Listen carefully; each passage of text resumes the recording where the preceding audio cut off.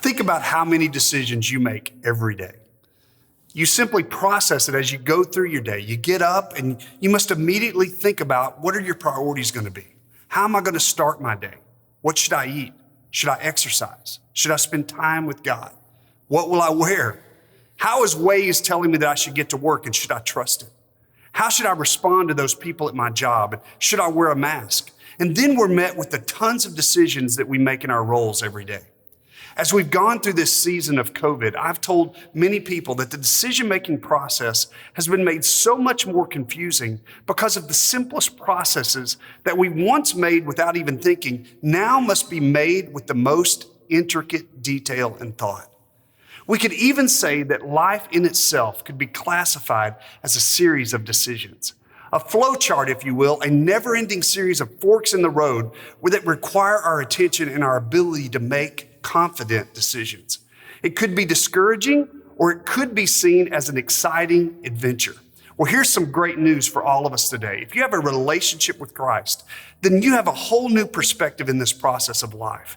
It is a journey that we go on daily with a companion who is with us every step of the way. And so often in a message, we can come to this place of an invitation at the end. But I want to ask you right now, do you have a relationship with Jesus where he is your daily companion on this journey through your life in making decisions? If not, then this is the most decision that you have to make today. You can choose to go through this life no longer alone. But for the rest of us, we must first realize that we are not alone. John 14 says this, I will ask the Father, and he will give you an advocate who will never leave you. He is the Holy Spirit who leads you into all truth. The world cannot receive him because it isn't looking for him and it doesn't recognize him. But you know him because he lives with you now and will later be with you. No, I will not abandon you as orphans. I will come to you. Every choice that you make on your day's journey is made with the Holy Spirit living inside you, desiring to give you insight. You don't need Alexa or Siri to ask questions to, because you have the power of God living within you, and he will empower you to confidently make those decisions even under pressure. So once we realize that we're not alone, what do we do next? We ask for God's direction. James puts it this way in chapter 1, verse 5. If you need wisdom, ask our generous God, and he will give it to you. You see, wisdom is seeing our path and our decisions from God's perspective. In other words, when we come into any situation, are we looking with our eyes or his? You see, there is humility implied with the asking, because when we ask, we are implying that we do not know the way. In days before all these apps that help us get from one place to another with step-by-step directions, we had to use something called a map. It was horrible. You actually had to know what direction you were going in and how to observe the road signs. Occasionally, you had to stop and actually ask someone how to get to someplace. It was shameful. Here again is a word that we do not always like to hear. It's the Greek word. It is hypotasso, and it means that we submit or realign our lives to God's directions. We so often struggle in our day-to-day decisions because we don't spend time knowing who God is. And if we do know God, how can we align our lives without this sense of direction? David Lloyd Jones, who was a pastor in England, who was prominent during and after World War II, said this, if you should ask me to state in one phrase what I regard as the greatest defect in most Christian lives, I would say that it is the failure to know God as Father and to know how we should know him.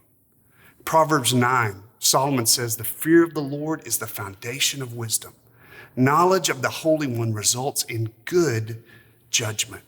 We must first acknowledge our dependence on God, which is an awe or a respect for who God is. If we want to live our lives with his judgment, then how do we grow in this sense of knowledge? We spend time in his word. We study it. We learn how it should be applied. And we even discuss it in the community just like this with others. This is my personal issue with the prosperity gospel. You see, it's not simply seeing what I want and seeking God for it.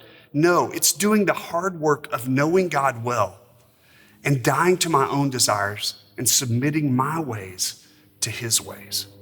This brings me to our final thought in the process of making daily decisions under pressure. We must be persistent for God's perspective rather than just a quick outcome. Jesus gave us this directive in Matthew 7. He said, keep on asking and you will receive what you ask for. Keep on seeking and you will find. Keep on knocking and the door will be open to you. For everyone who asks receives, everyone who seeks finds, and everyone who knocks, the door will be open. Here, there is this persistence that is required. It is not a persistence for my own way, but it's a persistence in discovering and aligning my heart with what God already has in store for me to receive. We can be assured that the God who made us knows what is absolutely best for us. And the implication is this, that if we are asking, we must keep on asking. If we are knocking, we must keep on knocking. And we must continue to seek God's heart in everything that we do. We must go away from our own way and the fickleness of our own flesh, and we must continue to seek his direction that he wants to take us in. When we do this, the end result is what we get to experience, which is the journey of the Christian life. So as we make these decisions daily, as we're under pressure to make these decisions, the question for us is, will we keep on asking? Will we keep on seeking? Will we keep on knocking? And when we do so, what will we discover? We'll discover the relationship and all the things that God intends for us to have when we seek him above all else.